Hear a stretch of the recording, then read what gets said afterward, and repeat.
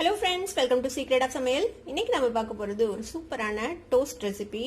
இது வந்துட்டு masala cheese toast. பார்க்கும்போதே செமையாக இருக்குல்ல, சாப்பிடலாம் போல, சாப்பிட்றதுக்கும் சூப்பராக இருக்கும். இது ரொம்பவே ஹெல்த்தியும் கூட. நம்ம வந்துட்டு நிறைய வெஜ்ஜிஸ் ஆட் பண்ணி இந்த சூப்பரான டோஸ்ட் செய்ய போகிறோம். இந்த ஈஸியான டேஸ்டியான டோஸ்ட் எப்படி செய்யறது அப்படின்னு பாக்குறதுக்கு முன்னாடி நீங்க என்னோட சேனலுக்கு இப்பதான் முதல் முறையா வரீங்கன்னா இந்த வீடியோ கீழே இருக்கிற சப்ஸ்கிரைப் பட்டனை மறக்காம பிரஸ் பண்ணுங்க. பக்கத்துல இருக்கிற நோட்டிபிகேஷன் பெல்லையும் மறக்காம கிளிக் பண்ணிக்கோங்க. அப்பதான் என்னோட ஃபியூச்சர் நோட்டிபிகேஷன்ஸ் உங்களுக்கு உடனே வந்து சேரும்.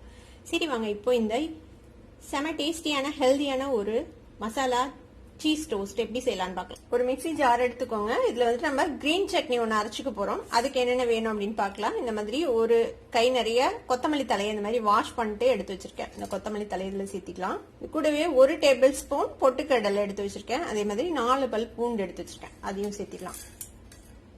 காரத்துக்கு ஒரே ஒரு பச்சை மிளகாய் போடுறேன். உங்களுக்கு காரமா வேணும்னா நீங்க அதிகமா கூட சேர்த்திக்கலாம்.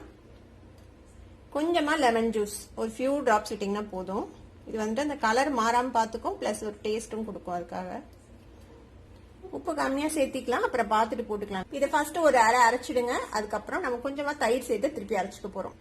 பாருங்க, இந்த மாதிரி லேசா அரைச்சாச்சு. இப்போ இது கூட நம்ம கொஞ்சமா கெட்டி தயிர் சேர்த்திக்கலாம். கொஞ்சமா சேர்த்திக்கோங்க, இல்ல ரொம்ப தண்ணியாட்ட ஆயிடும். அரைச்சதுக்கு அப்புறம் பாத்தீங்கன்னா ஒரு டேபிள் ஸ்பூன் அளவுக்கு சேர்த்திக்கலாம். நல்லா திக்கான தயிரா சேர்த்திக்கோங்க. இப்போ இதையும் நம்ம அரைச்சு எடுத்துட்டு வந்துடலாம். நம்மளோட சூப்பரான கிரீன் சட்னி ரெடி ஆயிடுச்சு. இது கூட நீங்க வந்துட்டு கொஞ்சமா புதினாவும் சேர்த்து வேணாலும் அரைக்கலாம். உங்ககிட்ட புதினா இருந்துச்சுன்னா கொஞ்சமா அதையும் சேர்த்து அரைங்க, ரொம்ப சூப்பரா இருக்கும் அதுவும்.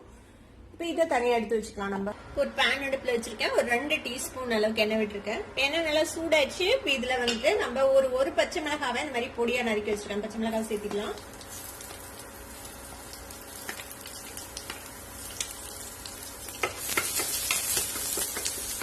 பச்சை மிளகாய் கூடவே இந்த வெங்காயம், ஒரு வெங்காயத்தை ஃபைனா சாப் பண்ணி வச்சுட்டேன். அதையும் சேர்த்திக்கோங்க. வெங்காயத்தையும் பச்சை மிளகாவையும் வதக்கி விட்டுலாம். வெங்காயமும் பச்சை மிளகாவும் கொஞ்சம் சாஃப்ட் ஆயிடுச்சு. இது ரொம்ப எல்லாம் வதங்க தேவையில்லை, இந்த அளவுக்கு வதங்கினா போதும். இது கூட நான் ஒரு சின்ன சைஸ் தக்காளியை இந்த மாதிரி நறுக்கி வச்சிருக்கேன். அதையும் சேர்த்திக்கலாம். தக்காளியும் இதோட சேர்த்து வதக்கி விட்டுருவேன். இது கூடவே ஒரு சின்ன சைஸ் கொடை மிளகாவையும் பொடியா நறுக்கி வச்சிருக்கேன். இந்த கொடை மிளகாவையும் சேர்த்திக்கலாம். கூடவே ஒரு கேரட்டை துருவி வச்சிருக்கேன். இந்த துருவின கேரட்டையும் சேர்த்திக்கலாம். உங்களுக்கு வேற ஏதாவது வெஜிடபிள்ஸ் வேணும்னாலும் இதுல சேர்த்திக்கலாம். ஸ்வீட் கார்ன் இருந்தா ஸ்வீட் கார்ன் சேர்த்திக்கலாம். மஷ்ரூம் இருந்தா மஷ்ரூம் சேர்த்தலாம். அந்த மாதிரி வேற ஏதாவது வெஜிடபிள்ஸ் பிடிச்சாலும் நீங்க வந்து இதுல சேர்த்திக்கோங்க. இப்போ இது எல்லாத்தையும் சேர்த்து நல்லா வதக்கி விட்டுலாம். நம்ம இந்த மசாலா தேவையான அளவுக்கு உப்பு சேர்த்திக்கலாம். இதுல கொஞ்சமா மஞ்சள் தூள் சேர்த்திக்கோங்க. கொஞ்சோண்டு சில்லி பவுடர் சேர்த்துறேன். நம்ம இதுல பச்சை மிளகாய் சேர்த்திருக்கோம். அந்த கிரீன் சட்னிலையும் மிளகா இருக்கு. கொஞ்சமா பெப்பர் பவுடர் சேர்த்திக்கலாம். இது கூட ஒரு 1/4 டீஸ்பூன் சாட் மசாலா பவுடர் சேர்த்திக்கோங்க. இது எல்லாத்தையும் சேர்த்து நல்லா வதக்கி விட்டுலாம்.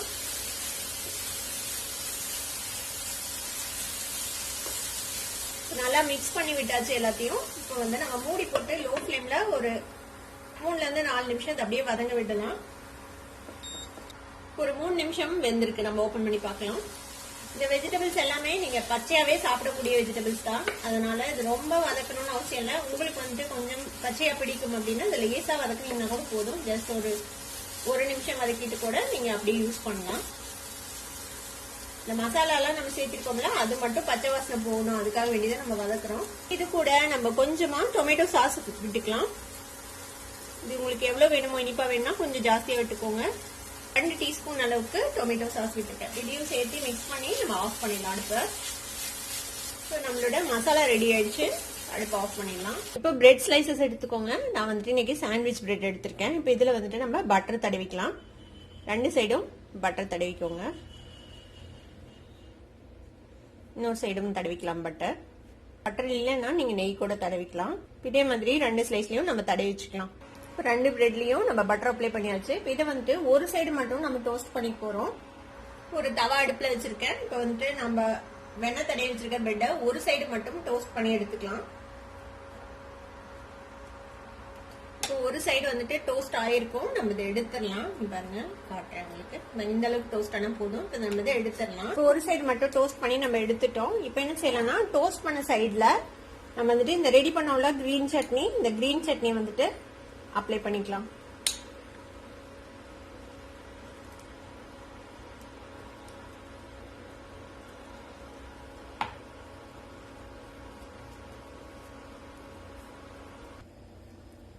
இந்த மாதிரி 2 பிரெட்லயும் டோஸ்ட் பண்ண சைடுல நம்ம வந்து கிரீன் சட்னி அப்ளை பண்ணிக்கணும்.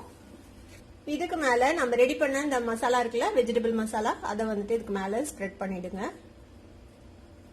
இப்போ 2 பிரெட் ஸ்லைஸ் மேலயும் நம்ம அந்த வெஜிடபிள் மசாலா வச்சாச்சு. இப்போ இதுக்கு மேல நம்ம வந்து ஒரு சீஸ் கியூபை துருவி மேல சேர்த்து போறோம். இப்போ இதுக்கு மேல நம்ம இப்படியே துருவி விட்டுறலாம். இது மேல உங்ககிட்ட சீஸ் ஸ்லைஸ் இருந்துச்சுன்னா அப்படியே ஸ்லைஸா கூட வைக்கலாம். இது மேல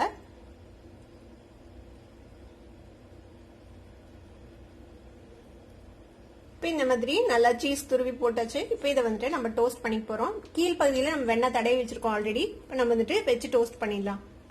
இப்போ அதே தவாவை திருப்பியும் அடுப்புல வச்சிருக்கேன். இப்போ வந்துட்டு நம்ம ரெடி பண்ணி வச்சிருக்கிற இந்த பிரெட் ஸ்லைஸை வந்துட்டு தவால வச்சிடலாம்.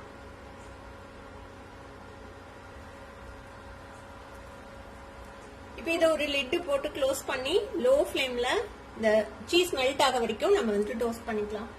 இப்போ நம்மளோட டோஸ்ட் வந்துட்டு ரெடி ஆயிருக்கும். நம்ம ஓபன் பண்ணி பார்ப்போம். பாருங்க, சூப்பரா மெல்ட் ஆயிடுச்சு. நம்மளோட சீஸ் அழகா இருக்குல்ல பார்க்கவே. இப்போ நம்ம எடுத்துடலாம் இதை வெளியில. இதை எடுத்து ஒரு பிளேட்ல வச்சுக்கலாம்.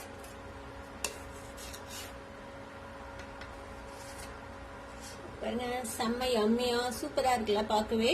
மசாலா சீஸ் டோஸ்ட் இப்போ வந்துட்டு ரெடி ஆயிடுச்சு. இது வந்துட்டு சாப்பிட்றதுக்கு செம்மையா இருக்கும். இதுக்கு மேல நீங்க இன்னும் தேவைப்பட்டா நீங்க அந்த கிரீன் சட்னி வச்சு சர்வ் பண்ணலாம். இந்த சூப்பரான சீஸ் மசாலா டோஸ்ட்டை நீங்களும் ட்ரை பண்ணி பாருங்க. ட்ரை பண்ணி பார்த்துட்டு எப்படி இருந்தது அப்படி எனக்கு கமெண்ட்ஸ்ல ஃபீட்பேக் கொடுங்க. இந்த வீடியோ உங்களுக்கு பிடிச்சிருந்ததுன்னா சப்ஸ்கிரைப் பண்ணுங்க. பக்கத்துல இருக்க பெல் ஐக்கனையும் கிளிக் பண்ணுங்க. அப்பதான் என்னோட ஃபியூச்சர் நோட்டிபிகேஷன்ஸ் உங்களுக்கு உடனே வந்து சேரும். லைக் பண்ணுங்க, ஷேர் பண்ணுங்க. தேங்க்யூ ஃபார் வாட்சிங் வீடியோ வியூவர்ஸ். Bye bye.